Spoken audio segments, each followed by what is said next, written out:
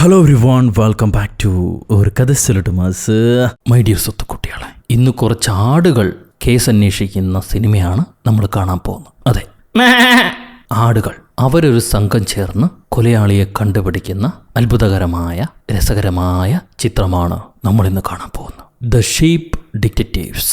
ഗ്രാമത്തിൽ നടക്കുന്ന ഒരാട്ടിടയന്റെ കൊലപാതകം. അതിൽ സംശയാസ്പദമായി 7 അന്തേവാസികൾ. അവരിൽ ആരായിരിക്കും ആ കൊലപാതകം ചെയ്തിട്ടുണ്ടാവുക? പോലീസ് ഈ കേസ് ഒരു ആത്മഹത്യയായി പരിഗണിച്ച് മൂടിവെക്കാനാണ് തീരുമാനിക്കുന്നത്. പക്ഷേ ആട്ടിടയന്റെ ആടുകൾ അതിന് സമ്മതിക്കുന്നില്ല. അവര് രണ്ടും കൽപ്പിച്ച് തന്റെ യജമാനനെ കൊന്ന ആ കൊടും കുറ്റവാളിയെ കണ്ടുപിടിക്കാൻ പുറപ്പെടുന്നു. എന്നാ പിന്നെ സിനിമയുടെ കഥകൾ കേൾക്കാൻ ഇഷ്ടപ്പെടുന്ന നമ്മുടെ കൂട്ടുകാരെല്ലാവരും ചാനൽ സബ്സ്ക്രൈബ് ചെയ്തോളൂ. നമുക്കിപ്പോ ഈ കഥയിലേക്ക് കടക്കാം. ഈ സിനിമയുടെ തുടക്കത്തിൽ അങ്ങകല ദൂരെയായി ഒരു സുന്ദര ഗ്രാമം. ആ ഗ്രാമത്തില് കുറേയധികം പുൽമേടുകളുണ്ട്. അതിൽ കുറച്ച് പുൽമേടുകൾക്ക് സ്വന്തക്കാരനാണ് നമ്മുടെ കഥാനായകൻ. അദ്ദേഹത്തിന് ഒരു പറ്റം ചെമ്മരി ആടുകളുണ്ട്, അല്ലെങ്കിൽ അവരെ നാട്ടിലെ സായിപ്പനാട്. പുള്ളി ഇപ്പം ആർക്കോ കത്തെഴുതിക്കൊണ്ടിരിക്കുക. ഡിയറസ്റ്റ് റെബക്ക, നിനക്കൊരുപാട് ചോദ്യങ്ങളുണ്ടെന്ന് എനിക്കറിയാം. നിന്റെ എല്ലാ ചോദ്യങ്ങൾക്കും ഉത്തരമായി ഞാനിവിടെ കാത്തിരിപ്പുണ്ട്. ജീവിതത്തിൽ ഒരുപാട് വഴികളിലൂടെ ഞാൻ സഞ്ചരിച്ചു. എന്നാൽ ഇപ്പോഴാണ് എനിക്ക് സമാധാനവും സന്തോഷവും കിട്ടിയത്. ആ സന്തോഷത്തിന്റെ കാരണം എന്താണെന്നറിയോ നിനക്ക്? അത് മറ്റൊന്നുമല്ല, ഞാൻ വളർത്തുന്ന ഈ ആടുകളാണ്. അവരെല്ലാം നിനക്ക് വേണ്ടി കാത്തിരിക്കുന്നു, ഒപ്പം ഞാനും. ഇങ്ങനെ കത്തെഴുതി കഴിഞ്ഞ് ഹീറോ താൻ താമസിക്കുന്ന കാരവാനിൽ നിന്ന് പുറത്തേക്ക് വരും. പുള്ളി ഒറ്റയ്ക്കാണ് കഴിയുന്നത്. സ്വന്തമായിട്ട് വീടൊന്നുമില്ല. ഈ കാരവാൻ മാത്രമേ ഉള്ളൂ. പിന്നെ കുറേയധികം ആടുകളും അതൊക്കെ മേയാനുള്ള ഏക്കർ കണക്കിന് പറമ്പും. ഇതിൽ ഹീറോ തൻ്റെ ആടുകൾക്കെല്ലാം പ്രത്യേകം ഓരോ പേര് കൊടുത്തിട്ടുണ്ട്. അവരെല്ലാം സ്പെഷ്യൽ ആണെന്നാണ് അങ്ങേര് വിചാരിക്കുന്നത്. ഓരോരുത്തരായിട്ട് ഇൻട്രൊഡ്യൂസ് ചെയ്താൽ 2 ഇരട്ട സഹോദരന്മാരുണ്ട്, റോണി ആൻഡ് റെജി. ഇവർ തമ്മിൽ എപ്പോഴും അടിയാ. അത് കഴിഞ്ഞൊരു തന്ത ആട്. ഈ കൂട്ടത്തിലെ മൂപ്പിലാനാണ് പുള്ളി. സർ റെഡ്ജ്ഫീൽഡ് എന്നാണ് അദ്ദേഹത്തിന്റെ പേര്. പിന്നെ പതുപതേന്നെ കുറേ രോമമുള്ളൊരാട്, അവളെ പേര് ദിവാന്ന. അത് കഴിഞ്ഞൊരു കുട്ടിപ്പെണ്ണ്, മുഖത്തൊരു കളറും കൂടെ വേറൊരു കളറും. ഒരുപാട് ക്യൂരിയസ് ആയിട്ടുള്ള സോറ. പിന്നെ വളരെ തന്മയത്തുള്ള ഓർമ്മശക്തിയുള്ള മോപ്പിൾ. ഏട്ടൻ കുറച്ച് എക്സ്പീരിയൻസ്ഡ് ആയിട്ടുള്ള ആടാ. അത് കഴിഞ്ഞ് കണ്ണ് നിറച്ച് മുടിയുള്ള വൂളായി. എപ്പോഴും തിന്നുകൊണ്ടിരിക്കുന്നതാണ് അവന്റെ സ്വഭാവം. പിന്നെ കുറച്ച് പിള്ളേരും ഉണ്ട്. ഇവരൊക്കെ ഉണ്ടെങ്കിലും ഈ സ്പെഷ്യലിൽ തന്നെ ഏറ്റവും സ്പെഷ്യലായ 2 പ്രിയപ്പെട്ട ആടുകളുണ്ട് നമ്മുടെ ജോർജിന്, ഹീറോയ്ക്ക്. അതിലൊന്നാമനാണ് സെബാസ്റ്റ്യൻ. സെബാസ്റ്റ്യൻ ഈ ആടുകളുടെ കൂട്ടത്ത് നിൽക്കില്ല. ഒരു തനിമ ഇഷ്ടപ്പെടുന്ന സോളോ വാരിയറ. അധികം മിണ്ടാട്ടമൊന്നുമില്ല. എപ്പോഴും പാറപ്പുറത്ത് കയറി ഇന്നിങ്ങനെ നോക്കിക്കൊണ്ടിരിക്കും. അവന്റെ മനസ്സിൽ എന്തൊക്കെയോ ദുഃഖങ്ങളുണ്ട്. പക്ഷെ അതൊന്നും അവൻ ആരോടും പറയുന്നില്ല. ഇത് കഴിഞ്ഞ് ഇനി അവസാനം നമ്മുടെ ലില്ലിപ്പെണ്ണ്. ലില്ലിപ്പെണ്ണാണ് ഈ കൂട്ടത്തിലെ ഏറ്റവും സ്മാർട്ടായിട്ടുള്ള ഷീപ്പ്. നമ്മുടെ ജോർജിന്റെ മനസ്സറിയുന്ന ലില്ലിപ്പെണ്ണ. ജോർജ് എപ്പോഴെങ്കിലും അപ്സെറ്റ് ആണെങ്കിൽ ലില്ലി ഓടി വന്നിട്ട് എന്താ പറ്റിയെന്ന് ചോദിക്കും.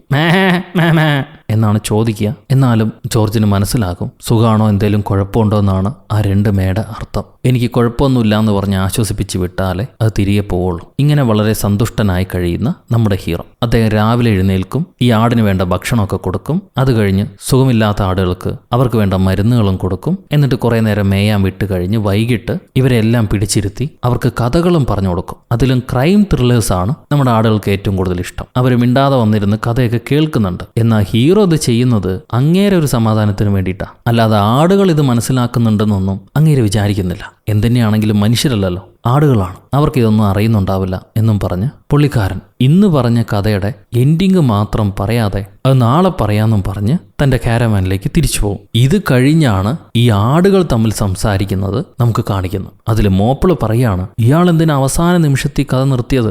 അയ്യോ, എനിക്ക് ആ എൻഡിങ് കേൾക്കാതെ സമാധാനം ഉണ്ടാവില്ല. ഇനിയിപ്പോൾ എന്താ ചെയ്യുക? നാളെ ആകുന്നത് വരെ കാത്തിരിക്കണം. ഇത് പറഞ്ഞ് മോപ്പിള് പോകുമ്പം ദിവയില്ലേ, ഫ്ലഫി ദിവ, അവള് പറയും, ഇന്നത്തെ കഥയിലെ കൊലപാതകി എന്തായാലും ആ ജോലിക്കാരി തന്നെയാ, എനിക്കതിൽ ഉറപ്പുണ്ട്. അത് കേട്ട ഇരട്ടകൾ പറയാണ്, അല്ലല്ല, മറ്റേ ക്രീപ്പി ആൻറ്റി ഇല്ലേ, ആ പെണ്ണ് തന്നെയായിരിക്കും കൊലപാതകി. അപ്പൊ കൂടുള്ള വേറെ ആട് പറയും, ആ കഥ 3 ദിവസം മുന്നേ കഴിഞ്ഞു പോയെന്ന്. ഓരോരുത്തർക്കും ഓരോ അഭിപ്രായ.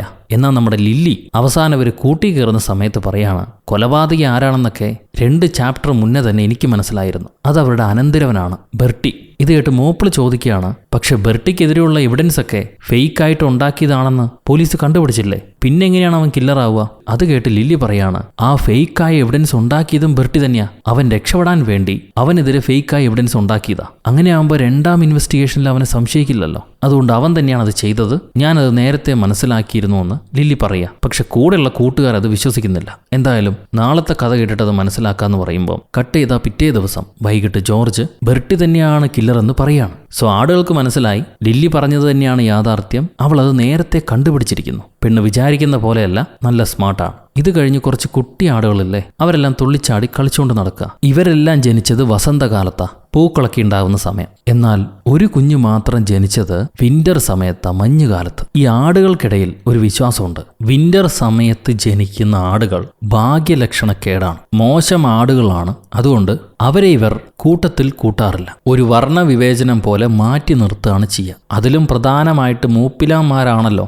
ഇങ്ങനെയുള്ള കാര്യങ്ങൾക്ക് മുന്നിൽ നിൽക്കുക. നമ്മുടെ റിച്ച്ഫീൽഡാണ് ആ കുഞ്ഞിനെ ഓടിച്ചു വിടുന്നത്. എന്നാൽ ഹീറോയ്ക്ക് ആ കുട്ടിയെ ഒരുപാട് ഇഷ്ടമാണ്. ജോർജ് അതിനെ കയ്യിലെടുത്ത് കൊഞ്ചിക്കുകയൊക്കെ ചെയ്യും. ഇത് കാണുന്ന ഡബിൾ കളർ കുഞ്ഞില്ലേ, അത് ലില്ലിയോട് ചോദിക്കുക, ഇയാളെന്തിനാ ആ വിന്റർ ആടിനെ കൊഞ്ചിക്കണേ, അത് പാപല്ലേ എന്ന്. അതിന് ലില്ലി പറയും, അയാൾ മനുഷ്യനായതുകൊണ്ട് ഇതിനെക്കുറിച്ചൊന്നും അറിയാത്ത, ഒരുപക്ഷെ ആടായിരുന്നെങ്കിൽ അറിയുമായിരുന്നു. ഇത് കഴിഞ്ഞ് ഇവരെ നാട്ടിലെ ടൗണാണ് കാണിക്കുന്നത്. ടൗണിൽ ഹീറോയുമായി ബന്ധപ്പെട്ട ചില പല കഥാപാത്രങ്ങളും കൂടെ ഉണ്ട്. അതിലെ ഒരാളാണ് കാലബ്. ഈ കാലബിന് ഹീറോയെപ്പോലെ തന്നെ ആടുകളെ വളർത്തുന്ന ഒരു ഫാമുണ്ട്. പക്ഷെ എന്തുകൊണ്ടോ കാലബിനെ ഹീറോയ്ക്ക് ഇഷ്ടമല്ല. പിന്നൊരു ഇറച്ചി വെട്ടുകാരൻ, ആടിനെയൊക്കെ വെട്ടി അയാൾ വിൽക്കുന്നതുകൊണ്ട് തന്നെ അയാളെയും ഹീറോയ്ക്ക് ഇഷ്ടമല്ല. അത് കഴിഞ്ഞാൽ ഒരു കച്ചവടക്കാരി, കരകൗശല സാധനങ്ങളൊക്കെ വിൽക്കുന്ന ഒരു ഏഷ്യൻ ആൻറ്റി. ഈ ആൻറ്റിക്ക് എന്തോ നമ്മുടെ ഹീറോയെ ഇങ്ങോട്ട് ഇഷ്ടമല്ല, എന്തേലും കാരണം ഉണ്ടാവും. പിന്നെ ഒരു പോലീസുകാരൻ, ആകെ ഒരു പോലീസേ ഉള്ളൂ ഈ കൊച്ചു ടൗണിൽ, അതൊരു മണ്ടനായ ചെറുപ്പക്കാരനാണ്. അത് കഴിഞ്ഞാൽ ചർച്ച് ഫാദർക്ക് താനാണ് എല്ലാം എന്നുള്ളൊരു വിചാരമുണ്ട്. അതുകൊണ്ട് തന്നെ ഹീറോയ്ക്ക് ആ ഫാദറിന് ഇഷ്ടമല്ല, ആരും ഇഷ്ടമല്ല, കണ്ണി കണ്ട എല്ലാവരും ഇഷ്ടമല്ല. ഞാൻ ഈ ഇടയായിട്ട് എനിക്കും ഇങ്ങനത്തെ രോഗം പിടിപെട്ടിട്ടുണ്ട്. എന്തായാലും മാമോദീസ കഴിഞ്ഞ പിന്നെ പള്ളിയിലേക്ക് എത്തി നോക്കാത്ത ഹീറോ ഇന്ന് ഞായറാഴ്ച കുർബാനയ്ക്ക് എല്ലാ നാട്ടുകാരും ഇരിക്കുമ്പം നെഞ്ചും വിരിച്ച് കയറി വരുന്നു. ഇത് കണ്ട ഫാദർ പറയും, ദൈവത്തിന്റെ വീട്ടിലേക്ക് എല്ലാവർക്കും സ്വാഗതമുണ്ട്, അതുകൊണ്ട് ജോർജ് വന്നിരുന്നോളൂ, നമുക്ക് പ്രാർത്ഥിക്കാം. ഇത് കേട്ട ജോർജ്, ഹീറോ, ഞാൻ നിങ്ങളുടെ പ്രാർത്ഥനയിൽ കൂടാൻ വേണ്ടിയിട്ട് വന്നതല്ല, ഇവിടുത്തെ കട ഒന്ന് തീർക്കാൻ വേണ്ടിയിട്ട് വന്നാന്നും പറഞ്ഞ് ഒരു കെട്ട് പണം ഫാദറിന് മുന്നിലേക്ക് വെച്ചു കൊടുത്തിട്ട് അവിടെ നിന്ന് ഇറങ്ങിപ്പോകും. ഇത് കണ്ട ഫാദർ, ജോർജ് എന്തായാലും ഒരു നല്ല മനുഷ്യനാണെന്നും പറഞ്ഞ് ആ പണം മാറ്റിവെക്കുക. അത് കഴിഞ്ഞ് അന്ന് രാത്രി ഹീറോ എഴുതിക്കൊണ്ടിരുന്ന കത്തില്ലേ, അതിപ്പോഴാണ് മുഴുമിപ്പിക്കുന്നത്. നമ്മുടെ ആട്ടിൻകൂട്ടം നിനക്ക് വേണ്ടി കാത്തിരിക്കുകയാണ്, പെട്ടെന്ന് തന്നെ വരുമെന്ന് പ്രതീക്ഷിക്കുന്നു എന്നും പറഞ്ഞ് ഹീറോ ഒരു ലവൊക്കെ വരച്ച് ആ കത്ത് തയ്യാറാക്കി. പിറ്റേന്ന് രാവിലെ ഈ ആട്ടുംകൂട്ടമൊക്കെ മേഞ്ഞുകൊണ്ടിരിക്കുന്ന സമയത്ത് അങ്ങോട്ട് കാലബ് വരുന്നുണ്ട്. വേറൊരു ആട് വളർത്തക്കാരനുണ്ടെന്ന് പറഞ്ഞില്ലേ, പുള്ളിക്കാരൻ്റെ കയ്യിൽ 2 നല്ല പട്ടിയൊക്കെ ഉണ്ട്. അയാളെ വണ്ടിയും പട്ടിയും ചന്തമൊക്കെ കണ്ടിട്ട് നമ്മുടെ ആട്ടുംകൂട്ടങ്ങൾക്ക് തന്നെ പുള്ളിക്കാരനോട് പ്രണയോ. എന്ത് രസാ കാലബിനെ കാണാൻ. ഒരുപക്ഷെ കാലബ് നമ്മളെയൊക്കെ വാങ്ങിച്ചിട്ട് പോവുകയാണെങ്കിൽ അയാളുടെ വലിയ പാടത്ത് നമുക്ക് മേയാൻ കഴിയും. അതിനു വേണ്ടിയിട്ടാണോ അയാൾ വന്നിരിക്കണമെന്നൊക്കെ ഇവർ പരസ്പരം സംസാരിച്ചുകൊണ്ടിരിക്കുന്നു. ആ സമയത്ത് നമ്മുടെ ഇരട്ട സഹോദരന്മാരല്ലേ, അവർ ഈ തിളങ്ങുന്ന വണ്ടി കണ്ടിട്ട്, കാലബിനെ വണ്ടി കണ്ടിട്ട് അതിനെ ഒന്ന് മുട്ടിച്ചളിക്കിയാലോ എന്ന് ഐഡിയ ഇട്ട് അതിനടുത്തേക്ക് ഓടി വരിക. പെട്ടെന്ന് ലില്ലി അവരെ തടഞ്ഞ്, വിരുന്നുകാരോടൊരിക്കലും അങ്ങനെ പെരുമാറരുത്, അത് മാന്യതയല്ല, ആരെങ്കിലും മുട്ടാൻ ആവശ്യമുള്ള സമയത്ത് മാത്രം അത് ചെയ്താൽ മതി എന്ന് പറയും. അത് കഴിഞ്ഞ് ഈ കാലബ് എന്താ സംസാരിച്ചു കൊണ്ടിരിക്കണേന്ന് നമ്മുടെ ആട്ടിൻകൂട്ടത്തിന് അറിയില്ല. അവർ കാത്തിരിക്കുക കുറേ നേരം കഴിയുമ്പം ജോർജ് ഈ കാലബിന് എന്തൊക്കെയോ ചീത്ത പറഞ്ഞ് അയാളെ കാരവാനിൽ നിന്ന് പുറത്തേക്ക് ഓടിച്ചു വിടുന്നു. ഇനി തിരിച്ച് വന്നു പോകരുതെന്ന് പറയുന്നുണ്ട്. ഇത് കണ്ട ആട്ടിൻകൂട്ടത്തിന് മനസ്സിലായി അവർ തമ്മിൽ എന്തോ അടിയായി, വഴക്കായി. എന്തായാലും ഇനി അയാൾ ആടുകളുമായി നമുക്കൊരു ബന്ധം ഉണ്ടാവാൻ പോകുന്നില്ല. വെറുതെ നമ്മൾ ആശിച്ചുപോയി. ആശിച്ചതുകൊണ്ട് തന്നെ നല്ല വിഷമമാവുന്നുണ്ട്. ഈ വിഷമം മറക്കാൻ വേണ്ടി ഒരു 3 സെക്കൻഡ് നമുക്ക് കണ്ണടച്ച് നിൽക്കാമെന്ന് ലില്ലി ബാക്കിയുള്ള ആടുകളോട് പറയുന്നു. ഈ ആടുകൾ അവർക്ക് വിഷമം ഉണ്ടാവുന്ന സംഭവങ്ങൾ ഓർത്തു വയ്ക്കാറില്ല. ഇങ്ങനെ 1, 2 എണ്ണിയിട്ട് അത് മറന്നു കളയും. അല്ലെങ്കിൽ അവർക്ക് മുന്നോട്ട് സന്തോഷത്തോടെ പോകാൻ പറ്റില്ലല്ലോ.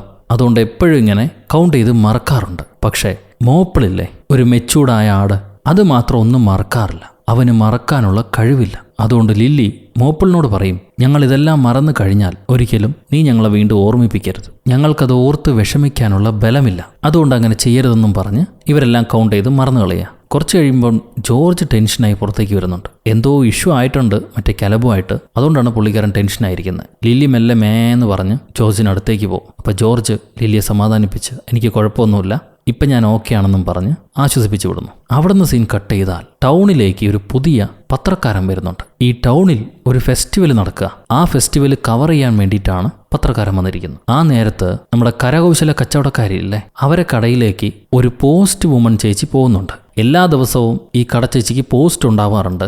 എന്നാൽ ഇന്ന് പോസ്റ്റില്ല. തപ്പി നോക്കിയിട്ട് ഇന്നൊന്നുമില്ല, നാളെ ഉണ്ടെങ്കിൽ കൊണ്ടുവരാമെന്നും പറഞ്ഞ് പോസ്റ്റ് വുമൻ ചേച്ചി അവിടെ നിന്ന് ഇറങ്ങാൻ നിൽക്കുക. അപ്പോഴായിരിക്കും ജോർജ് ആർക്കോ എഴുതിയിരിക്കുന്ന കത്ത് നമ്മുടെ കടക്കാരിയൊക്കെ കാണുന്നു. ഇത് ആർക്കാ ജോർജ് എഴുതിയിരിക്കണമെന്ന് ചോദിക്കുമ്പം പോസ്റ്റ് വുമൺ പറയും, ഏതോ റെബക്ക എന്ന് പറയുന്ന അമേരിക്കയിലുള്ള സ്ത്രീക്കാണ് ജോർജ് എഴുതിയിരിക്കുന്നത്. ഞാൻ ആ കത്ത് മണത്ത് നോക്കി, റോസ് സെന്റുള്ള പേപ്പറാ, ഉറപ്പായിട്ടത് ലവ് ലെറ്ററാ. ജോർജ് ആള് തന്തയായിട്ടുണ്ടെങ്കിലും പ്രണയത്തിനൊരു കുറവുമില്ല, വില്ലൻ തന്നെയെന്നും പറഞ്ഞിട്ട് ആ പോസ്റ്റ് വുമൺ ഇറങ്ങിപ്പോവാ. പക്ഷെ ഇത് കേൾക്കുന്ന നമ്മുടെ അക്കയുടെ മുഖത്ത് നല്ല അസൂയ കാണാം. അവർ ഈ പോസ്റ്റ് വുമൺ ഇറങ്ങിപ്പോകാൻ നേരം അവളെ ബാഗിൽ നിന്ന് ഈ കത്തടിച്ചു മാറ്റുന്നു. ആ നേരത്തായിരിക്കും ഈ പുതിയ പത്രക്കാരനല്ലേ, ചെറുപ്പക്കാരൻ, അയാൾ അങ്ങോട്ട് വരുന്നു. പെണ്ണും എല്ലാ കത്ത് മറച്ചു വെക്കും. എന്നിട്ട് നിങ്ങൾക്ക് എന്താണ് വേണ്ടതെന്ന് ചെറുപ്പക്കാരനോട് ചോദിക്കുക. അയാൾ പറയും, ഞാനിവിടെ നടക്കുന്ന കൾച്ചറൽ ഫെസ്റ്റിവൽ കവർ ചെയ്യാൻ വേണ്ടി വന്നിരിക്കുകയാണ്, അതെവിടെയാണെന്ന് അറിയുമോ ചോദിക്കുക. ഉടനെ നമ്മുടെ കടക്കാരിയാക്ക, വരൂ ഞാൻ കാണിച്ചു തരാമെന്നും പറഞ്ഞ് ഒരു 3 പെട്ടിക്കട കാണിച്ചു കൊടുക്കും. പെട്ടിക്കട പോലും അല്ല, ടെന്റ് കെട്ടിയതുപോലെ 3 കട. ഇത് കണ്ടിട്ട് പത്രക്കാരൻ ചോദിക്കുക, നിങ്ങളെന്താ ആളെ കളിയാക്കുക? വലിയ ബാനറൊക്കെ വെച്ച് ഫെസ്റ്റിവലാണെന്നും പറഞ്ഞ് 3 ടേബിൾ തൊട്ട് 4 ബൊമ്മയും വെച്ചിരിക്കുന്നു. ഇത് ചീറ്റിംഗ് ആണ്. അത് കേട്ടിട്ട് കടക്കാരി അമ്മ പറയും, എന്റെ ബിസിനസ് എങ്ങനെയാ ചെയ്യേണ്ടതെന്ന് എനിക്കറിയാം, നീ പഠിപ്പിക്കേണ്ട ആവശ്യമില്ല. ബാനർ വെച്ചിട്ടാണെങ്കിലും എനിക്ക് 4 ആൾക്കാരെ വിളിച്ചു കൂട്ടണം. ഇപ്പം നീ വന്ന് കയറിയില്ലേ, 100 രൂപ അഡ്മിഷൻ ഫീസ് എടുക്കുന്നും പറഞ്ഞ് ആ പത്രക്കാരൻ്റെ കയ്യിൽ നിന്നും അക്ക 100 രൂപ വാങ്ങിച്ചെടുക്കും. അപ്പോൾ ആ റിപ്പോർട്ടർ പറയുകയാണ്, മാഡം ഞാൻ എൻ്റെ മീഡിയയിൽ പുതിയ ജോയിനിയാണ്, എനിക്കവിടെ സ്ഥിരമായിട്ട് ജോലി കിട്ടണമെങ്കിൽ നല്ലൊരു സ്റ്റോറി കവർ ചെയ്യണം, അതിനു വേണ്ടിയിട്ടായിരുന്നു ഞാൻ വന്നത്. നിങ്ങൾ ഇങ്ങനെ പറ്റിച്ചല്ലോ, ഇനി ഞാൻ എവിടുന്ന് സ്റ്റോറി ഉണ്ടാക്കുമെന്ന് ചോദിക്കുമ്പം ഈ നാട്ടിൽ അങ്ങനത്തെ പ്രത്യേക സ്റ്റോറികളൊന്നുമില്ല, നീ വേറെ ഏതെങ്കിലും നാട്ടിലേക്ക് പോയിക്കൊന്നും പറഞ്ഞ് കടക്കാരിയമ്മ ആ പത്രക്കാരനെ അവിടെ നിന്ന് പറഞ്ഞു വിടുന്നു. പുള്ളിക്കാരൻ കാറും എടുത്ത് തിരിച്ച് അയാളുടെ ടൗണിലേക്ക് പോവാണ്. ഇപ്പം നേരം സന്ധ്യയായി, നല്ല മഴക്കാറുണ്ട്, കൊടുങ്കാറ്റുണ്ട്. എല്ലാ ദിവസവും വൈകിട്ട് ജോർജ് ആടുകൾക്ക് കഥ പറഞ്ഞു കൊടുക്കാറുണ്ട്. പക്ഷെ ഇന്ന് അങ്ങേര് പുറത്തേക്ക് വന്നിട്ടില്ല. ആടുകളും മഴക്കാറുള്ളതുകൊണ്ട് അവരെ കൂടാരം വിട്ട് പുറത്തേക്ക് വരുന്നില്ല. ആ സമയത്താണ് കുറെ ഇരുണ്ട മേഘങ്ങൾ ആകാശത്തൂടെ തെന്നി നീങ്ങുന്നവർ കാണുന്നു. ഇത് കണ്ടിട്ട് മൂപ്പിലാനാട് പറയാണ്, നമുക്കൊക്കെ പ്രായമാവുമ്പോൾ നമ്മളും ഈ മേഘങ്ങൾ പോലെയാവും. അത് കേട്ട ലില്ലി കുട്ടികളോട് പറഞ്ഞു കൊടുക്കും, അതെ, എൻ്റെ അച്ഛനും അമ്മയും അവർക്ക് പ്രായമായപ്പോൾ മേഘങ്ങളായി മാറി, നമ്മളും ഒരു കാലത്ത് അങ്ങനെയായി മാറുമെന്ന് പറഞ്ഞു കൊടുക്കുക. ഇവർ മരിച്ചു പോകും, മരണമുണ്ട് എന്നൊന്നും വിശ്വസിക്കുന്നില്ല, മേഘങ്ങളായിട്ട് മാറും എന്ന് മാത്രമാണ് പറയുന്നത്. നല്ല മഴ പെയ്യുന്നുണ്ട്. ആ സമയത്തും നമ്മുടെ വിന്റർ ആടില്ലേ, അതിന് പേരൊന്നും ഇട്ടിട്ടില്ല. അതിനെ ഇവർ കൂട്ടാത്തതുകൊണ്ട് അത് മഴയും നനഞ്ഞ് എവിടെയെങ്കിലും ഷെൽട്ടർ ഉണ്ടോ നോക്കി നടക്കുക. ഈ രാത്രി ഒരു പ്രത്യേക കാളരാത്രിയുടെ ഫീലിംഗ് ആണ് തരുന്നത്. നമ്മുടെ ചർച്ച് ഫാദറല്ലേ, അങ്ങേര് കിട്ടിയ പണമൊക്കെ ഏതോ ഷെൽഫിനകത്ത് പൂട്ടിവെക്കുന്നുണ്ട്. പിന്നെ ബുച്ചർ, ഇറച്ചി വെട്ടുകാരൻ, അയാൾ എന്തൊക്കെയോ വെട്ടി നോക്കിക്കൊണ്ടിരിക്കുന്നു. അത് കഴിയുമ്പോൾ കടക്കാരി അമ്മ, പുള്ളിക്കാരി ജോർജിന്റെ കത്ത് കണ്ട് ദേഷ്യപ്പെട്ട് തന്റെ വീട്ടിലെ സാധനങ്ങളൊക്കെ തച്ചുടക്കുക. ഇവിടെ പത്രക്കാരൻ, അയാളുടെ കാറ് കൺട്രോൾ വിട്ടൊരു മരത്തിലിടിച്ച് ഇപ്പം നടു റോഡിൽ പോസ്റ്റായി നിൽക്കുകയായിരിക്കും. ഭാഗ്യത്തിന് ഒരു പോലീസുകാരെ അതിലൂടെ പാസ് ചെയ്ത് പോകുമ്പോൾ ഇയാൾ അവരെ വണ്ടി കയറി ടൗണിലേക്ക് പോവാ. എന്നാൽ പോകുന്ന വഴിയെ ജോർജിന്റെ പറമ്പിൽ ഒരു പ്രത്യേക ലൈറ്റ് വെട്ടം കാണാം. അയാൾക്കത് എന്താണെന്ന് മനസ്സിലാവില്ല. പിറ്റേന്ന് രാവിലെയായി കുഞ്ഞാടുകളെല്ലാം ആദ്യം എഴുന്നേറ്റ് തള്ളാടുകളെ വിളിച്ചെഴുന്നേൽപ്പിക്കുന്നു. നമ്മുടെ മോപ്പിളില്ലേ, പുള്ളി ഇങ്ങനെ കാരവാനടുത്തേക്ക് വരുമ്പം ജോർജ് അവിടെ ചലനമറ്റ് കിടക്കുന്നുണ്ടാവും. ജോർജിനെ നോക്കി അടുത്തന്നെയായിട്ട് ലില്ലി ഉണ്ട്. ലില്ലി പറയാണ്, ജോർജ് നമ്മുടെ കൂടെ കളിക്കാൻ തോന്നുന്നു, പുള്ളി അനങ്ങുന്നില്ല, ഞാനും അനങ്ങാതെ നിന്ന് ആ കളി ജയിക്കാൻ നോക്കുക. ഇത് കേട്ട മോപ്പിൾ മെല്ലെ വന്ന് ജോർജിനെ തട്ടി നോക്കും, അനക്കൂല. സോ ജോർജ് മരണപ്പെട്ടെന്ന് മോപ്പിളിന് മനസ്സിലായി. മോപ്പിൾ ലില്ലിയോട് പറയാണ്, അങ്ങേര് കളിക്കുകയല്ല, അങ്ങേര് മരണപ്പെട്ടു, ഇനി അദ്ദേഹം സംസാരിക്കില്ല, അനങ്ങൂല.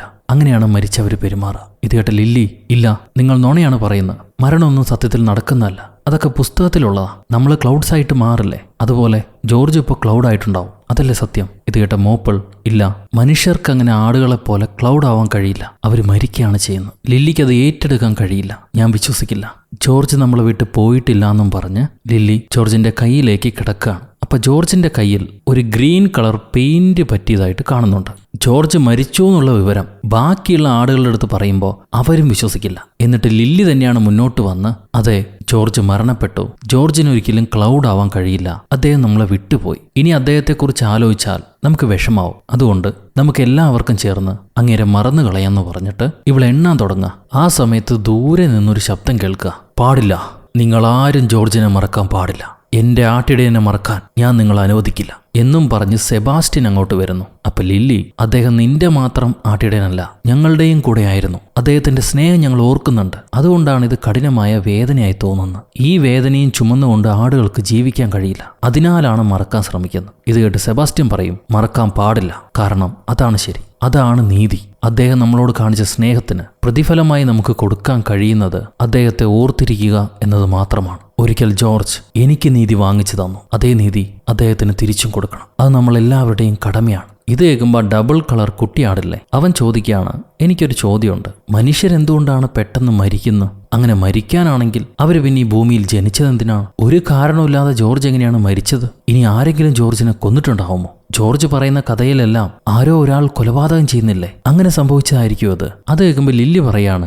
അങ്ങനെയൊന്നും സംഭവിക്കാൻ വഴിയില്ല. ജോർജിനെ കൊലപാതകം ചെയ്തിട്ട് ആർക്കെന്ത് നേടാനാ? എന്തെങ്കിലും അത്യാഗ്രഹങ്ങൾക്ക് വേണ്ടിയിട്ടാണ് ഒരാൾ കൊലപാതകം ചെയ്യുള്ളൂ. ആ ആവശ്യം ഇവിടെ കാണുന്നില്ല. ലില്ലി ഇത് പറഞ്ഞു കഴിഞ്ഞിട്ട് അവൾക്കൊരു ചെറിയ സംശയം. കാരവാനിൽ നിന്ന് പുറത്തേക്ക് വരുമ്പോൾ എപ്പോഴും ജോർജിന്റെ തലയിൽ ഒരു തൊപ്പി ഉണ്ടാവും. എന്നാൽ മരിച്ചു കിടക്കുന്ന ജോർജിന്റെ തലയിൽ ആ തൊപ്പി കാണുന്നില്ല, കോട്ടും കാണുന്നില്ല. ഈ സംശയം അവിടെ നിൽക്കുമ്പോഴാണ് പോലീസുകാരുടെ വണ്ടി അങ്ങോട്ട് വരുന്നു. സംഭവം കാലബില്ലേ, അയാൾ രാവിലെ എന്തോ ഡോക്യുമെന്റ് കൊടുക്കാൻ വന്നപ്പം ജോർജ് ഇങ്ങനെ കിടക്കുന്ന കണ്ടു. ജോർജ് മരിച്ചത് മനസ്സിലാക്കിയിട്ട് പുള്ളി ഉടനെ പോലീസിനെ വിളിച്ചു വരുത്തുകയാണ് ചെയ്തത്. പോലീസുകാരൻ ബോഡി കണ്ടിട്ട് മേ ബി അറ്റാക്ക് വന്ന് മരിച്ചതായിരിക്കും എന്ന നിഗമനത്തിൽ നിൽക്കുക. അപ്പോഴായിരിക്കും ഇറച്ചിവെട്ടുകാരന്റെ വണ്ടി അവിടെ കാണുന്നത്. ഇയാൾ എന്താ ഇവിടെ ചെയ്യണമെന്ന് ചോദിക്കുമ്പം പുള്ളിക്കാരൻ ഓരോ ആടിന്റെയും എണ്ണ എടുത്തുകൊണ്ടിരിക്കുക. ജോർജ് മരിച്ചതുകൊണ്ട് എങ്ങനെയെങ്കിലും ആടുകൾ അവിടെ നിന്ന് വാങ്ങിച്ചെടുക്കാൻ പ്ലാൻ ചെയ്യാണ് ഇറച്ചിവെട്ടുകാരൻ. ഈ കാര്യങ്ങളൊക്കെ അവർ സംസാരിച്ചുകൊണ്ടിരിക്കുന്ന സമയം ലില്ലി നമുക്കൊന്ന് കാരവാൻ പരിശോധിച്ച് നോക്കാമെന്നും പറഞ്ഞ് മോപ്പിളിനെ വിളിച്ചോണ്ട് വരുന്നു. എന്നിട്ട് മോപ്പിളുടെ മണ്ടയിൽ കയറിയിരുന്ന് അവൾ കാരവാന്റെ അകം പരിശോധിക്കുക.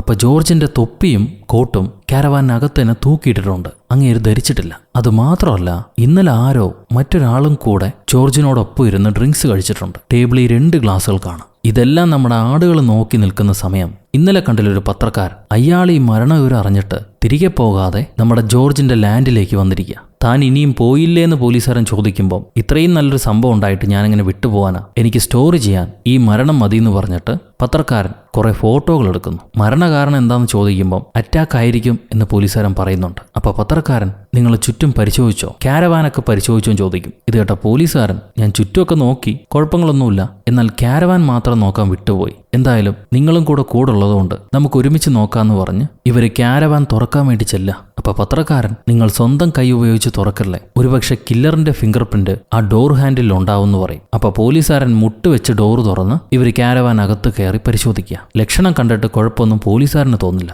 എന്നാൽ പത്രക്കാരൻ മനസ്സിലാക്കും ഇന്നലെ രാത്രി ജോർജിന്റെ കൂടെ ആരോ ഇവിടെ ഉണ്ടായിരുന്നു. 2 ഗ്ലാസ് ഉണ്ട്. കാരവാനകത്ത് ഒരു മൽപ്പിടുത്തം നടന്നതിന്റെ അടയാളമുണ്ട്. ഇത് അയാൾ പറയുമ്പം പോലീസുകാരൻ നീ ചുമ്മാ ആവശ്യമില്ലാത്ത കാര്യങ്ങൾ പറയല്ലേ, ഇവിടെ അങ്ങനെ കൊലപാതകത്തിന്റെ ലക്ഷണമൊന്നുമില്ല, ഇത് ഹാർട്ട് അറ്റാക്ക് തന്നെയാണ്. ഞാൻ റിപ്പോർട്ട് എഴുതി ഈ കേസ് ക്ലോസ് ചെയ്യാൻ പോവാ. വെറുതെ അനാവശ്യമായിട്ടൊരു കഥയുണ്ടാക്കണ്ട, നീ പത്രക്കാരനാണെന്ന് എനിക്കറിയാം, അതിനുവേണ്ടി കഥയൊന്നും ഉണ്ടാക്കണ്ട എന്ന് പറഞ്ഞിട്ട് പോലീസുകാരൻ അവിടെ നിന്ന് പോകുന്നു. എന്നാൽ ലില്ലിക്ക് മനസ്സിലായി ഈ മരണത്തിൽ എന്തോ ദുരൂഹതയുണ്ടെന്ന്. ഇന്നലെ രാത്രി ഇവിടെ ആരോ വന്നിട്ടുണ്ട്. ഇതിന്റെ സത്യം നമ്മൾ മനസ്സിലാക്കണം. ആ ഡ്രിങ്ക്സ് കഴിച്ചു കഴിഞ്ഞിട്ടാണ് ജോർജ് വയ്യാതായി മരിച്ചിരിക്കുന്നത്. ശരീരത്ത് മുറിവടയാളങ്ങളും ഇല്ല. അങ്ങനെയാണെങ്കിൽ ഡ്രിങ്ക്സിനകത്ത് പോയിസൺ ഉണ്ടാവാനുള്ള സാധ്യതയുണ്ട്. ലില്ലി തന്റെ കൂട്ടത്തുള്ള ആടുകളെല്ലാം വിളിച്ചു വരുത്തിയിട്ട് ജോർജിൻ്റേതൊരു സാധാരണ മരണമല്ല, കൊലപാതകമാണ്. പോലീസുകാരെന്തായാലും ഇത് കാര്യമായിട്ട് അന്വേഷിക്കില്ല. നമുക്ക് ജോർജിനെ അങ്ങനെ വിട്ടുകളയാനും പറ്റില്ല. അങ്ങേര് നമുക്ക് ഭക്ഷണം തന്നു, നമ്മളെ സ്നേഹിച്ചു, പരിപാലിച്ചു, കുട്ടികളെപ്പോലെ കൊണ്ടു നടന്നു. പൂർണ്ണമായും നമ്മൾ അദ്ദേഹത്തിന് കടപ്പെട്ടിട്ടുണ്ട്. അതുകൊണ്ട് ഈ കേസ് നമ്മൾ തന്നെ അന്വേഷിക്കും, നമ്മൾ തന്നെ ഈ ക്രൈം സോൾവ് ചെയ്യും. അത് കേൾക്കുമ്പോൾ സെബാസ്റ്റ്യൻ ചിരിക്കുക. വെറും ആട്ടിൻപറ്റമായ നമ്മൾ ഈ കേസ് കണ്ടുപിടിക്കുമെന്നോ? നീ എന്താണ് ഈ പറയുന്നത്? വിഡ്ഢികളായ മനുഷ്യരെന്താണെന്നറിയാം വിളിക്കുക, പൊട്ടനായ ആടെന്ന്. അങ്ങനെയാണ് അവർ നമ്മളെ കാണുന്നത്. മനുഷ്യന്മാരുടെ കേസൊന്നും നമ്മളെ കൊണ്ട് കണ്ടുപിടിക്കാൻ പറ്റില്ല. ജോർജ് മരിച്ചുപോയി, ഇനി അങ്ങേരെ തിരിച്ചു കിട്ടാനുമില്ല. പുള്ളി ഓർത്ത് നമുക്ക് ജീവിക്കാം, അതേ ചെയ്യാൻ പറ്റുള്ളൂ. ഈ കേസ് മനുഷ്യർക്ക് തന്നെ വിട്ടേക്ക്, അവരത് കണ്ടുപിടിക്കുകയോ ജോർജിനെ സംസ്കരിക്കുകയോ ചെയ്തോട്ടെ. നമ്മളെ കൊണ്ട് കൂടുതലൊന്നും ചെയ്യാൻ പറ്റില്ല. ഇത് കേൾക്കുമ്പോൾ ലില്ലി എനിക്കങ്ങനെ ഇത് വിട്ടുകളയാൻ പറ്റില്ല, ഞാൻ ഈ കുറ്റവാളി ആരാണെന്ന് കണ്ടുപിടിച്ച് അടങ്ങും, എന്നെ സഹായിക്കാനുള്ളവർ കൂടെ വരുമെന്നും പറഞ്ഞ് കുറച്ച് ആട്ടും പറ്റത്തെ കൂട്ടി ആ പരിസരം മുഴുവൻ പരിശോധിക്കാൻ പറയുക. എന്തെങ്കിലും വ്യത്യസ്തമായിട്ട് കാണുകയാണെങ്കിൽ നോട്ട് ചെയ്ത് പറയാൻ പറയും. എന്നാൽ ആടുകൾ തെണ്ടിത്തിരിഞ്ഞ് അവർക്കൊന്നും കണ്ടുപിടിക്കാൻ പറ്റിയില്ല. അപ്പൊ ലില്ലി ഇനി ക്ലൂ നമുക്ക് വിട്ടേക്കാം. അന്ന് രാത്രി വ്യത്യസ്തമായ എന്തെങ്കിലും ആരെങ്കിലും കണ്ടിരുന്നോ? ഉണ്ടെങ്കിൽ പറയൂന്ന് പറഞ്ഞ് ചോദിക്കുക. അപ്പൊ മോപ്പിള് പറയും അന്ന് രാത്രി ഞാൻ സെബാസ്റ്റ്യനെ കണ്ടിരുന്നു, സെബാസ്റ്റ്യൻ കാരവാന് ചുറ്റും നടക്കുന്നത് കണ്ടിരുന്നു. ഉടനെ ആ മൂപ്പിലാനല്ലേ, എന്നാൽ സെബാസ്റ്റ്യൻ തന്നെയാണ് കൊലയാളി, അതുകൊണ്ടാണ് അവൻ കേസ് അന്വേഷിക്കേണ്ടെന്ന് പറഞ്ഞെന്ന് പറയും. ഉടനെ സെബാസ്റ്റ്യൻ അതെ, അന്ന് രാത്രി ഞാൻ തന്നെയാണ് എന്റെ ഇത്രയും വലിയ സൈസും വെച്ച് ആ ചെറിയ ഡോറിനകത്തൂടെ കയറി ജോർജിനൊപ്പം ഇരുന്ന് ഒരു ഗ്ലാസ് പെഗ്ഗും അടിച്ചിട്ട് ജോർജുമായി വഴക്കുണ്ടാക്കി ജോർജിനെ കൊന്നുകളഞ്ഞത്. മതിയോ? അത്രയും കേട്ടാൽ നിങ്ങൾക്ക് മതിയോ എന്ന് ചോദിക്കുക. അപ്പൊ ലില്ലി ശരിയാണ്, സെബാസ്റ്റ്യൻ പറയുന്നതിൽ കാര്യമുണ്ട്. ഈ കൃത്യം ചെയ്തിരിക്കുന്നത് മൃഗങ്ങളല്ല, ഏതോ മനുഷ്യനാ. നിങ്ങൾ അന്ന് രാത്രി മറ്റേതെങ്കിലും മനുഷ്യരെ കണ്ടിരുന്നോ എന്ന് ലില്ലി എല്ലാവരോടും ചോദിക്കുക. അപ്പം ആ വിന്റർ ആടില്ലേ, കുഞ്ഞാട്, അത് പറയും, ഞാൻ അന്ന് രാത്രി ജോർജിന്റെ പ്രേതത്തെ കണ്ടിരുന്നു. ജോർജിന്റെ ബോഡിയിൽ നിന്നും ഒരു പ്രേതം എഴുന്നേറ്റ് പോകുന്നത് കണ്ടിരുന്നു. ജോർജിന്റെ അതേ മണമായിരുന്നു അതിന്. ഇത് കേട്ട ലില്ലി പറയും, കുഞ്ഞാടെ, നിനക്ക് തമാശ പറയാൻ പറ്റിയ സമയമല്ല ഇത്. വളരെ സീരിയസ് ആയിട്ടുള്ള കാര്യമാണ് ഞങ്ങൾ സംസാരിക്കുന്നത്. അതിൽ നീ ഇടപെടണ്ട, മാറിപ്പോകൂന്ന് പറഞ്ഞ് അതിനെ ഓടിച്ചുവിടുക. പെട്ടെന്ന് ടൗണിലെ പള്ളിയിൽ നിന്ന് പള്ളിമണി കേൾക്കാൻ തുടങ്ങും. ഇതെന്താ ഇപ്പം ഒരു പള്ളിമണി അടിക്കണമെന്ന് ലില്ലി ചോദിക്കുമ്പം സെബാസ്റ്റ്യൻ പറയാ, നാട്ടിൽ ആരുടെയെങ്കിലും മരണം ഉണ്ടായാൽ അവരുടനെ പള്ളിമണി അടിക്കും. അവിടെ ആൾക്കാർ ഒത്തുകൂടുകയും ചെയ്യും. ഇത് കേട്ട ലില്ലി, എന്നാ പിന്നെ നമുക്കും അങ്ങോട്ട് പോകണം. കാരണം ജോർജ് പറഞ്ഞ കഥയിലെല്ലാം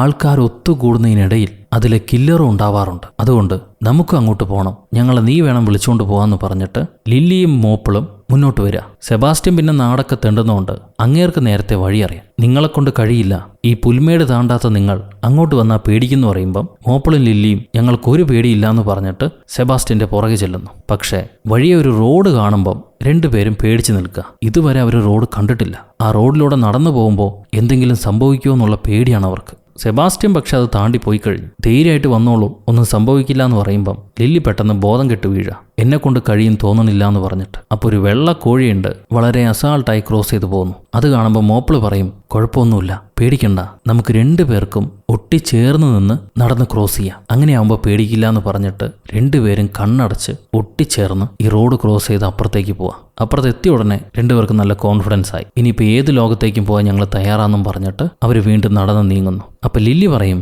ഒരു ക്രൈം നടന്നാൽ ശ്രദ്ധിക്കേണ്ട 3 കാര്യങ്ങളുണ്ട്. ഒന്നാമത്, ക്രൈം സീനിലേക്ക് കില്ലർ എന്തായാലും തിരിച്ചു വരും, അവിടെ എന്തൊക്കെയാ സംഭവിച്ചിരിക്കണേന്ന് അറിയാൻ വേണ്ടി. രണ്ടാമത്, പോലീസ് എപ്പോഴും ഈ കേസ് പെട്ടെന്ന് ക്ലോസ് ചെയ്യാനാണ് ശ്രമിക്കുക, അല്ലെങ്കിൽ അവരേതെങ്കിലും കള്ളന്മാർ ചെയ്തു എന്ന് വരുത്തി തീർക്കും. ഇനി മൂന്നാമത്, ഒരു പ്രതീക്ഷിക്കാത്ത പേഴ്സൺ ഈ ക്രൈം സ്റ്റോറിയിലേക്ക് കടന്നു വരും, അവരെയും നമ്മൾ ശ്രദ്ധിക്കേണ്ടിയിരിക്കുന്നു. ഇത് കഴിഞ്ഞ് ക്ലൂവിലേക്ക് നോക്കിയാൽ വിക്ടിമാണ്, അതായത് മരണപ്പെട്ട ബോഡിയാണ് മോസ്റ്റ് ഇമ്പോർട്ടന്റ് ക്ലൂ. ഇതെല്ലാം അവർ പറഞ്ഞിട്ട് മുന്നോട്ട് ഇങ്ങനെ പോവുക. അവസാനം ടൗൺ എത്തി. അവിടെ വലിയൊരു ചർച്ച് കണ്ടിട്ട് ലില്ലി ചോദിക്കുകയാണ് ഇത് എന്താണെന്ന്. അപ്പൊ സെബാസ്റ്റ്യൻ പറയും, ഇതാണ് ആൾക്കാർ കൂടുന്ന സ്ഥലം, ഇവിടെ ഒരു ദൈവമുണ്ട്, അങ്ങേരെ കാണാൻ വേണ്ടി ഞായറാഴ്ച ആൾക്കാർ ഇവിടെ കൂടാറുണ്ട്. അപ്പൊ ഈ ദൈവം ആരാണെന്ന് മോപ്പിളും ലില്ലിയും ചോദിക്കുക. സെബാസ്റ്റ്യൻ പറയും, ദൈവവും ഒരു ആട്ടിടയനായിരുന്നു, അതേസമയം അങ്ങേര് ഒരു ആടുമായിരുന്നു. ആ ദൈവത്തിന് എല്ലാ ഞായറാഴ്ചയും ഇവർ ബ്രെഡും ചേർത്ത് തിന്നാറുമുണ്ട്. അങ്ങനെയാണ് ഇവരുടെ കാര്യങ്ങളൊക്കെ നടക്കുന്നത്. ഇത് കേൾക്കുമ്പോൾ മോപ്പിളിന് സങ്കടാവും. പാവം ദൈവം, പുള്ളി ഒരുപാട് ഇവർ ബുദ്ധിമുട്ടിക്കുന്നുണ്ട്. ഇത് കഴിഞ്ഞ് അവർ സിറ്റി സെന്ററിലേക്ക് വരുമ്പം അവിടെ പോലീസുകാരൻ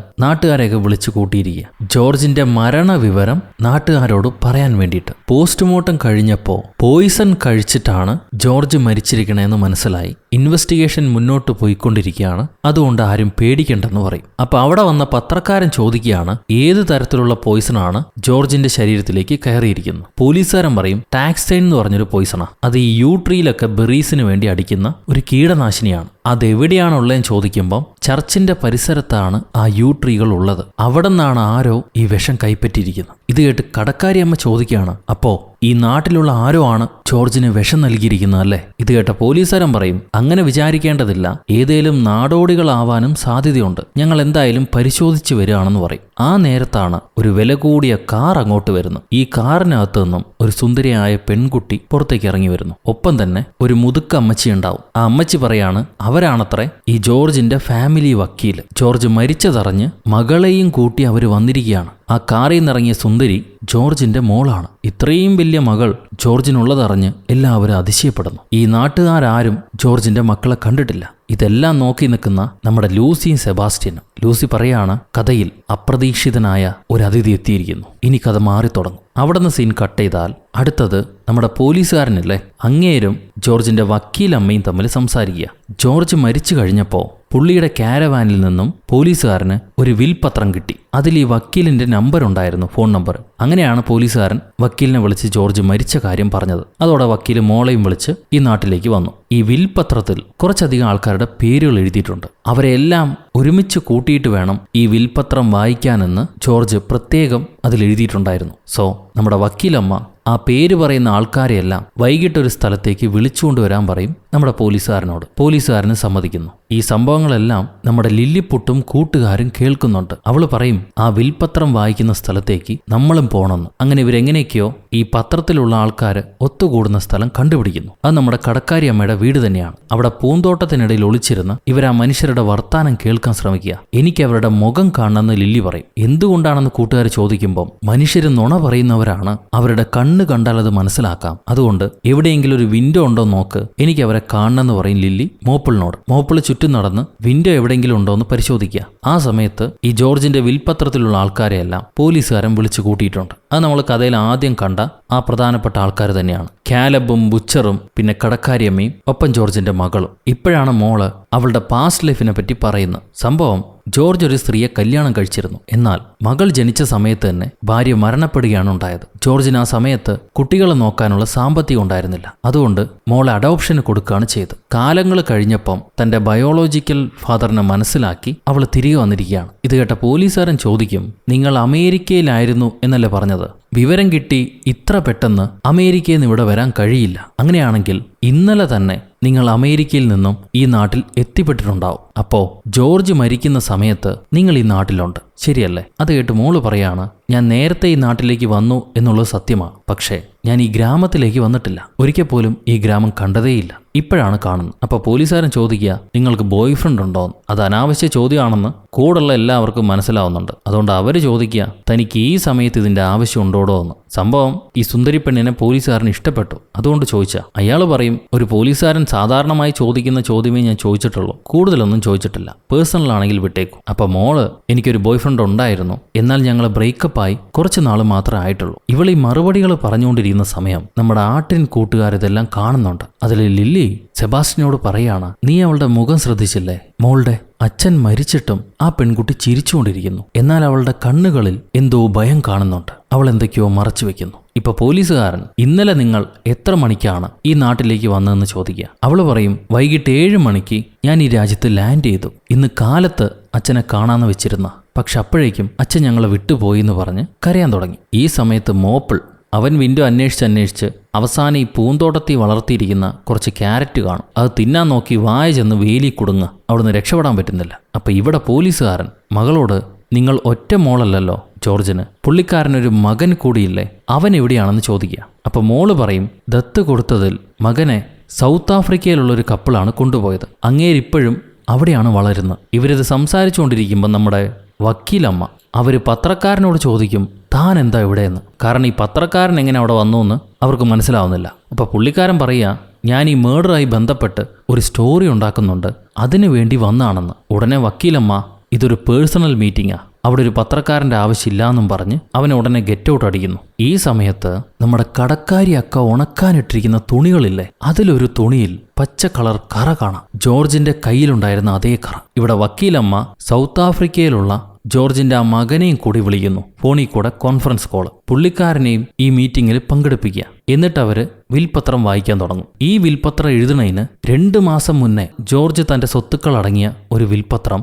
വക്കീലമ്മയ്ക്ക് കൊടുത്തിരുന്നു. എന്നിട്ടിപ്പം മരിക്കണതിന് 3 ദിവസം മുന്നേ പുതിയ വിൽപത്രം എഴുതിയിരിക്കുന്നു. എന്തായാലും ഇപ്പം ആ വിൽപത്രമാണ് പ്രായോഗികമായിട്ട് ഉപയോഗിക്കുള്ളൂ. ആ വില്ലിൽ രേഖപ്പെടുത്തിയിരിക്കുന്ന 7 പേരെയാണ് വക്കീലമ്മ ഇപ്പോൾ വിളിച്ചു കൂട്ടിയിരിക്കുന്നത്. അതിൽ നമ്മുടെ ചർച്ച് ഫാദർ ഉണ്ട് കേട്ടോ. ഇത് കഴിഞ്ഞ് അവർ വിൽപത്രം വായിക്കാൻ തുടങ്ങും. നിങ്ങൾ 7 പേരുമായിട്ടും എനിക്ക് ചില കണക്കുകൾ ബാക്കിയുണ്ട്, അത് തീർക്കാൻ വേണ്ടി കൂടെയാണ് ഞാൻ ഈ പത്രം എഴുതുന്നു. ഇതിൽ ചിലരെ ഞാൻ ഉപദ്രവിച്ചിട്ടുണ്ട്, എന്നെ ചിലർ ഇങ്ങോട്ട് ഉപദ്രവിച്ചിട്ടുണ്ട്. എന്തായാലും നിങ്ങളുടെ സ്വഭാവം വെച്ച് ഞാൻ 7 പേരെയും തരംതിരിച്ചിരിക്കുന്നു. ഒരു മണ്ടൻ, ഒരു ബാഡ് ഷെപ്പേർഡ്, പിന്നെ ഒരു സ്പ്രിംഗ് ലാമ്പ്, ഒരു വിന്റർ ലാമ്പ്, അത് കഴിഞ്ഞ ഒരാൾ വിക്ടിം, പിന്നെ 2 കൊലപാതകികൾ. ഇങ്ങനെയാണ് നിങ്ങൾ 7 പേരുള്ളത്. എന്തുകൊണ്ട് പുള്ളിക്കാരൻ വിൽപത്രത്തിൽ ഇവരെ പറ്റിയെല്ലാം ഇങ്ങനെ രേഖപ്പെടുത്തിയിരിക്കുന്നു എന്നറിയില്ല.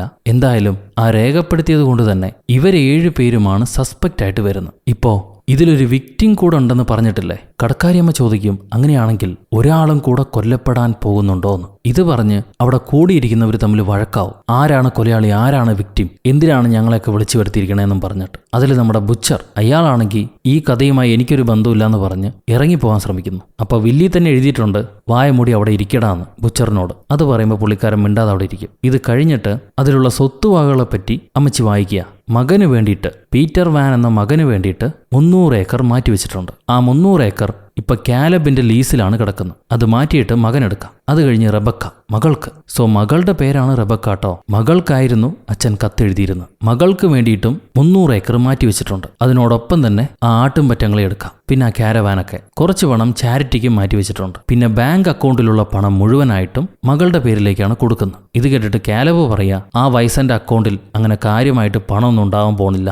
എന്നാൽ വക്കീല് പറയും ജോർജിന്റെ അക്കൗണ്ടിൽ $30 മില്യൺ ഉണ്ടെന്ന്. ഇത് കേൾക്കുന്ന ആളുകൾക്ക് മനസ്സിലായി പണം ഇത്രയും ഉണ്ടെങ്കിൽ അത് അടിച്ചു മാറ്റാൻ വേണ്ടിയിട്ടായിരിക്കണം കൊലപാതകി കൊല ചെയ്തിട്ടുണ്ടാവുക. ഈ 30 മില്യൺ എങ്ങനെ വന്നും ചോദിക്കുമ്പം നമ്മുടെ ജോർജ് 2 വർഷം മുന്നേ ആടുകൾക്ക് വേണ്ടി ഒരു പ്രത്യേകം മരുന്ന് കണ്ടുപിടിച്ചിരുന്നു. അത് ഏതോ കമ്പനിക്ക് പാറ്റന്റ് വിറ്റപ്പോഴാണ് ഇത്രയും പണം കിട്ടിയത്. അതാണ് അക്കൗണ്ടിൽ കിടക്കുന്നത്. ഈ സംഭവങ്ങളൊക്കെ അവർ സംസാരിച്ചുകൊണ്ടിരിക്കുമ്പം നമ്മുടെ മോപ്പിള് വേലിന്ന് വായ വിടുവിച്ച് പിറകിലേക്ക് വീഴുമ്പം ആ കറയുള്ള തുണിയുണ്ടല്ലോ അതവന്റെ മോന്തേ വന്ന് പെടുകയാണ്. ഉടനെ കണ്ണ് കാണാതെ ചുറ്റുമുള്ള സാധനങ്ങളെല്ലാം അവൻ ഇടിച്ചു തെറിപ്പിക്കുക. ഈ ശബ്ദം കേട്ട പോലീസുകാരൻ പുറത്തെന്തോ സംഭവിക്കുന്നു എന്നും പറഞ്ഞ് വെളി വന്ന് പരിശോധിക്കുക. അപ്പൊ മോപ്പിള് കണ്ണ് കാണാത്തോണ്ട് ആ പോലീസുകാരനെ ഇടിച്ചു തെറിപ്പിച്ചിട്ട് വീടിനകത്തേക്ക് കയറി വരും. അവിടെ ഈ അന്തേവാസികളുണ്ടല്ലോ അവരെല്ലാം ആടിനെ കണ്ട് പേടിച്ചു വരച്ചിരിക്കുക.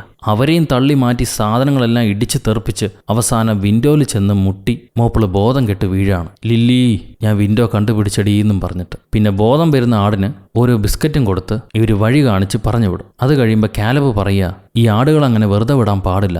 ആട്ടിടയൻ ഇല്ലാത്തതുകൊണ്ടാണ് ഇവരിങ്ങനെ തെണ്ടി നടക്കുന്നത്. എത്രയും പെട്ടെന്ന് ഈ ആടുകളെ മേയ്ക്കാനുള്ള ഒരു ആട്ടിടയന്റെ കയ്യിൽ ഏൽപ്പിക്കണം, അല്ലെങ്കിൽ നിങ്ങൾ അക്രമകാരികളാകുന്നു പറയുക. പ്രത്യേകിച്ച് സെബാസ്റ്റ്യനെ ചൂണ്ടിക്കാണിക്കും. സെബാസ്റ്റ്യനെ ഒരു കാർണിവലിൽ നിന്ന് കൊണ്ടുവന്നാണെന്ന് കാലബ് പറയും. ഇത് കഴിഞ്ഞ് ആ പത്രക്കാരനില്ലേ പുള്ളിക്കാരൻ പോലീസിന് പുറകെ ചെന്ന് സാറേ എനിക്ക് വേണ്ടത് ഒരു സ്റ്റോറിയാണ്, നിങ്ങൾക്ക് വേണ്ടത് നല്ലൊരു ക്രൈം സോൾവിങ്ങും, അതോടുകൂടെ നിങ്ങൾ ഹീറോ ആകും ഈ നാടിന്റെ. അപ്പൊ എന്തുകൊണ്ട് നമുക്കൊരുമിച്ച് വർക്ക് ചെയ്തുകൂടാ? ഈ കേസിൽ ഞാനും നിങ്ങളെ സഹായിക്കാം എന്ന് പറയും. അപ്പൊ പോലീസുകാരന് സമ്മതിക്കുകയാണ്. ഈ കേസിനെ പറ്റി എന്തൊക്കെയാ നിനക്ക് അറിയാമെന്ന് ചോദിക്കുമ്പോൾ ക്രൈം സീനിലെടുത്ത ഫോട്ടോഗ്രാഫ്സ് ഉണ്ട് എൻ്റെ കയ്യിൽ. മാത്രമല്ല ജോർജ് മരിക്കുന്ന രാത്രി അയാളുടെ പറമ്പിൽ വെച്ച് ആരോ ഫ്ലാഷ് ലൈറ്റ് അടിക്കുന്നത് ഞാൻ കണ്ടിരുന്നു 9 മണിക്ക്. കൂടുതൽ ഇൻഫർമേഷൻസ് നമ്മൾ ഒരുമിച്ചാൽ കിട്ടുമെന്ന് പറഞ്ഞ് അവരൊരു ഡീലിങ്ങിലെത്തുന്നു. ഈ സമയത്ത് നമ്മുടെ ആട്ടിൻകൂട്ടങ്ങൾ അതിൽ ലില്ലി പറയാണ് ജോർജ് തന്നെ ഒരു ലിസ്റ്റ് എഴുതി വെച്ചിട്ടുണ്ട്. അതിൽ 2 കൊലയാളികൾ ഉണ്ടെന്ന് പറയുന്നു. അതാരാണെന്നറിയില്ല. ഈ ഓരോരുത്തരെയും നമ്മൾ പരിശോധിക്കേണ്ടിയിരിക്കുന്നു. ഇത് കേൾക്കുമ്പം ആ പൂടെയുള്ള ആടില്ലേ അത് പറയാണ് ഒരുപക്ഷെ വേലക്കാരിയായിരിക്കും കൊന്നിട്ടുണ്ടാവുക. ഉടനെ ലില്ലി ഈ കഥയിൽ വേലക്കാരി ഇല്ല മണ്ടി, ഇത് റിയൽ ആയിട്ടുള്ള ഇൻസിഡന്റ് ആണ്, അല്ലാതെ നമ്മൾ പണ്ട് കേട്ട കഥ പോലെയല്ല. അപ്പൊ ആ കുഞ്ഞാട് ചോദിക്കുകയാണ് ജോർജ് മരിച്ചതുകൊണ്ട് ഇനിയിപ്പം നമ്മളെ കാലബ് കൂട്ടിക്കൊണ്ടുപോകുമെന്ന്. അതിന് ലില്ലി പറയും അങ്ങനെ കാലബ് കൊണ്ടുപോകുന്നുണ്ടെങ്കിൽ അതിനു മുന്നേ നമുക്ക് ഈ ക്രൈം സോൾവ് ചെയ്യേണ്ടതുണ്ട്. അപ്പൊ ആട്ടിൻകൂട്ടങ്ങൾ ലില്ലിയോട് ചോദിക്കുകയാണ് നീ എല്ലാ ക്രൈം കഥകളും എളുപ്പത്തിൽ സോൾവ് ചെയ്യല്ലോ, ഇതിൽ മാത്രം എന്താ ഇത്ര സമയമെടുക്കുന്നു? അപ്പൊ ലില്ലി പറയും കഥകളിലെ ക്രൈംസ് സോൾവ് ചെയ്യാൻ എളുപ്പ, പക്ഷേ ഈ റിയൽ വേൾഡിലെ ക്രൈമുകൾ വളരെ കോംപ്ലിക്കേറ്റഡ് ആണ്. എനിക്ക് ആലോചിച്ചിട്ട് ഒരു വഴിയും കിട്ടുന്നില്ല. ഇങ്ങനെ ഇവർ സംസാരിച്ചുകൊണ്ടിരിക്കുമ്പോൾ ഇവരെ പറമ്പിലേക്ക് ദൂരെ നിന്നും ആരോ വരുന്നതായിട്ട് കാണും. ലക്ഷണം കണ്ടാൽ ജോർജിന്റെ മകൾ റെബേക്കയെ പോലെയുണ്ട്. അപ്പൊ ആ വിന്റർ ആടല്ലേ കുഞ്ഞാട്, അത് മെല്ലെ റെബേക്കയുടെ അടുത്തേക്ക് പോവാ. റെബേക്ക അതിനെ കയ്യിലേക്ക് എടുത്ത് കൊഞ്ചിക്കും. അപ്പൊ ആ ഫ്ലഫി ആട് പറയാണ് റെബേക്കയുടെ മണവും ജോർജിനെ പോലെ തന്നെ ഉണ്ടെന്ന്. അപ്പൊ ആ തന്താട് പറയും എന്നാൽ അവള് തന്നെയായിരിക്കും കൊലപാതകയെന്ന്. ഉടനെ ലില്ലി നമുക്കത് അറിയില്ല, അറിയുന്നതിന് മുന്നേ വിധിക്കരുത്, എന്തായാലും കാത്തിരിക്കാം. ആ സമയത്ത് മോപ്പിള് ചോദിക്കും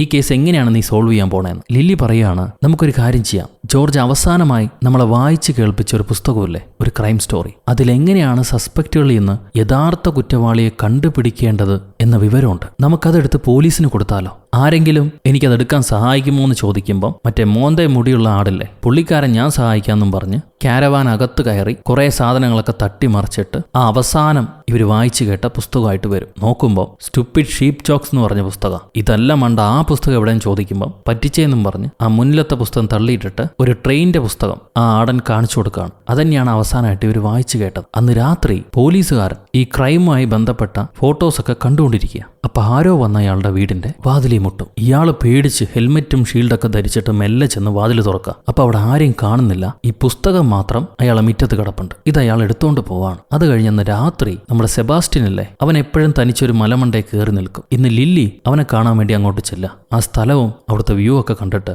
ഇവിടെ കാണാൻ നല്ല രസമുണ്ട്, പക്ഷെ ഒറ്റയ്ക്ക് ഇങ്ങോട്ട് വരാൻ എനിക്ക് പേടിയാണ്, നിനക്ക് ധൈര്യമുള്ളതുകൊണ്ട് കുഴപ്പമില്ല, ഇന്ന് ഞങ്ങളൊരു കാര്യം ചെയ്തു, ആ ക്രൈം പുസ്തകം പോലീസുകാരന് കൊണ്ടുപോയി കൊടുത്തു. ചിലപ്പോ അയാൾ നമ്മളെ സഹായിക്കുമായിരിക്കും. ഇത് പറഞ്ഞു കഴിഞ്ഞിട്ട് ലില്ലി ചോദിക്കുകയാണ് സെബാസ്റ്റ്യനോട്, എന്താണ് കാർണിവൽ? കാലബ് പറഞ്ഞല്ലോ നിന്നെ കാർണിവലിൽ നിന്ന് കൊണ്ടുവന്നാണെന്ന്. എന്താണ് കാർണിവൽ? അപ്പൊ സെബാസ്റ്റ്യൻ, അങ്ങനെ പറയാൻ മാത്രം ഒന്നുമില്ല, നീ തിരിച്ച് കൂടാരത്തിലേക്ക് പോയിക്കോന്ന് പറയും. അവൻ ആദ്യം പറയാൻ താല്പര്യപ്പെടുന്നില്ല. ചോദിച്ചുടനെ മുഖമൊക്കെ വാടി വിഷമത്തിലായി. ലില്ലി തിരികെ പോകാൻ നേരം സെബാസ്റ്റ്യൻ പറയും, കാർണിവൽ എന്ന് പറഞ്ഞാൽ മ്യൂസിക്കാണ്, പാട്ടാണ്, ആഘോഷമാണ്. എൻ്റെ കുഞ്ഞിലെയാണ് അവരെന്നെ അങ്ങോട്ട് കൊണ്ടുപോകുന്നത്. അവിടുത്തെ കുട്ടികളെല്ലാം എനിക്ക് ഭക്ഷണം തരുമായിരുന്നു. രസകരമായ ചെറുപ്പം. എന്നാൽ ഞാൻ വളർന്നു വലുതായപ്പോൾ അവരെന്നെ ഒരു സർക്കിളിനകത്തേക്ക് കൊണ്ടുപോയിട്ടു. ജനങ്ങളെല്ലാം ആർപ്പ് വിളിക്കും. പെട്ടെന്നൊരു പട്ടി മുന്നോട്ട് വരും, ചോരദാഹിയായ പട്ടി. ആ പട്ടിയെ ഞാൻ ആക്രമിക്കണം. അതിന്റെ കടിയിൽ നിന്ന് രക്ഷപ്പെടാൻ ഞാൻ അതിനെ ഇടിച്ചു കൊല്ലണം. ഒരുപാട് കടിയും മാന്തിപ്പറിക്കലും എന്റെ ദേഹത്തും ഉണ്ടാവും. ജീവൻ രക്ഷപ്പെടുത്തണമെങ്കിൽ ആ പട്ടിയെ ഞാൻ ഇടിച്ചിടണം. രക്തം വാർന്നു നിൽക്കുന്ന എന്നെ കണ്ട് ആളുകൾ ആർപ്പ് വിളിക്കും. ഞാൻ എപ്പോഴും പേടിയിലായിരുന്നു.